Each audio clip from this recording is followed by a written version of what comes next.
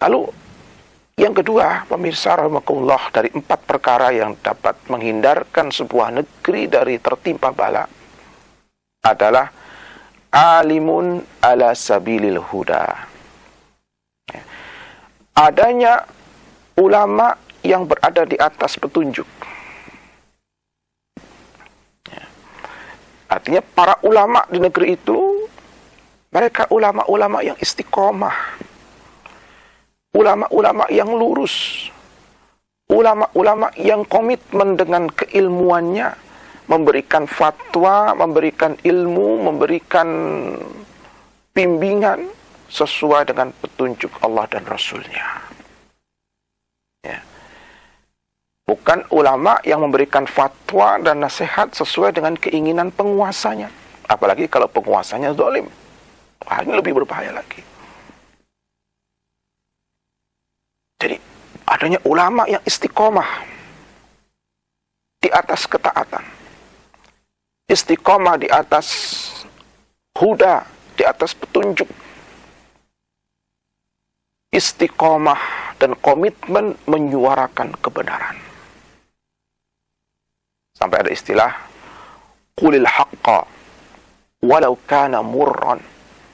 Katakanlah yang benar meskipun pahit. Meskipun beresiko tinggi dengan mengatakan kebenaran itu. Tapi memang kalau kebenaran itu disembunyikan, apalagi kemudian diselewengkan, dan yang menyelewengkan itu adalah orang yang dipandang alim oleh masyarakat, ini bahaya sekali. Karena umumnya orang, masyarakat, itu akan memandang apa yang dikatakan ulamanya. Jadi kalau kata-kata ulamanya benar, meskipun beresiko, masyarakat pun akan siap untuk menanggungnya. Mengapa? Karena mereka yakin di atas kebenaran, dan ini memang sebuah risiko. Walau kana murran, meskipun pahit. Ibarat obat. Orang sakit, kalau memang sembuhnya itu harus memakan obat yang pahit, ya harus dimakan. Ya. Jangan karena pahit kemudian, saya tidak mau makan obatnya, karena pahit. Saya tidak mau pahit. Padahal untuk sembuh memang harus makan obat pahit itu. Maka tidak akan sembuh. Ya. Begitu juga perjalanan sebuah negara, ketika masyarakatnya menyimpang dan harus diluruskan supaya mereka selamat. Nah, kalau kemudian enggan untuk meluruskan karena khawatir sebuah risiko, ya masyarakat akan sakit terus, tidak akan sembuh. Mengapa? Ibarat obat, ya, tapi tidak mau minumnya hanya karena obat itu terasa pahit. Jadi sebagaimana orang yang sakit untuk sembuh, dia harus berkorban untuk menahan diri, merasakan pahitnya obat demi kesembuhan, maka demikian pula sebuah negeri. Ya, diperlukan pengorbanan-pengorbanan agar penduduk dan masyarakatnya itu bisa berada di atas kebenaran, tidak berada di atas penyimpangan, meskipun mengatakannya itu berisiko. Seperti beresikonya Imam Ahmad bin Hanbal. Ketika beliau enggan untuk mengatakan Al-Quran itu makhluk. Ya. Itu di masa beliau, pemirsa rahimakumullah, itu terkenal dengan fitnah khalqil Quran.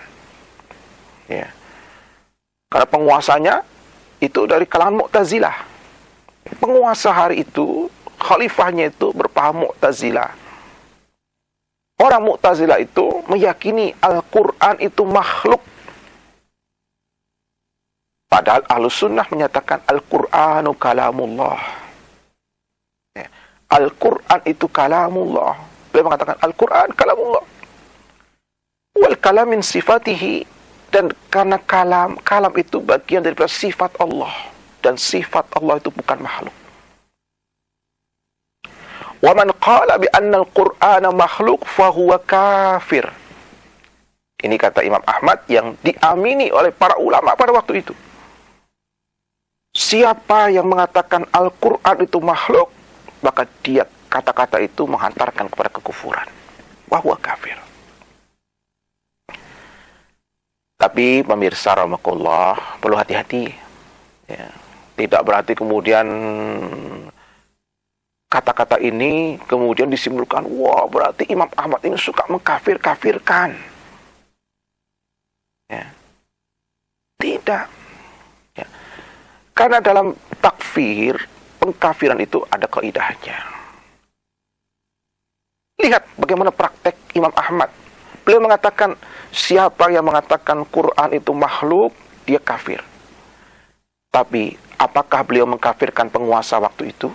Khalifah yang jelas-jelas dia mengatakan Quran itu makhluk? Sama sekali tidak.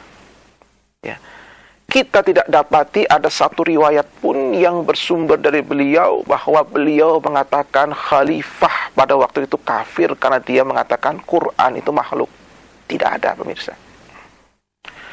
Artinya meskipun beliau mengkafirkan secara umum, tapi secara personal tidak ada yang beliau kafirkan. Si A kafir, si B kafir, itu tidak. Ya. Dan itulah manhaj Ahlus Sunnah. Ya. Jadi jangan kemudian disimpulkan sendiri. Kadang-kadang orang itu menyimpulkan sendiri. Si A suka mengkafirkan. Siapa yang dikafirkan? Kalau pernyataan yang sifatnya umum, memang itu harus.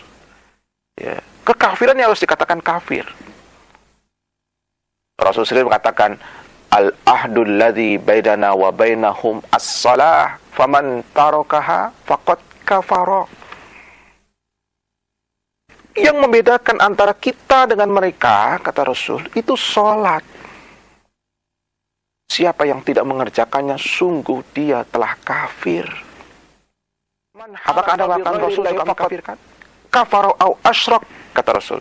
Siapa yang bersumpah dengan selain Allah, sungguh dia telah kafir atau syirik. Ini Rasul yang mengatakan. Apakah kita akan mengatakan Rasul suka mengkafirkan? Nah, tentu tidak. Jadi memang kalau perkataan-perkataan yang memang itu bagian dari kekufuran, perbuatan yang bagian dari kekufuran, tetap dikatakan ini perbuatan, ini perkataan kafir. Perkataan kufur, perbuatan kufur. Tapi tidak otomatis pelakunya langsung dijas, ya, dihukumi Anda mengatakan ini Anda kafir. Tidak seperti itu. Dan tidak semudah itu, serta tidak segampang itu.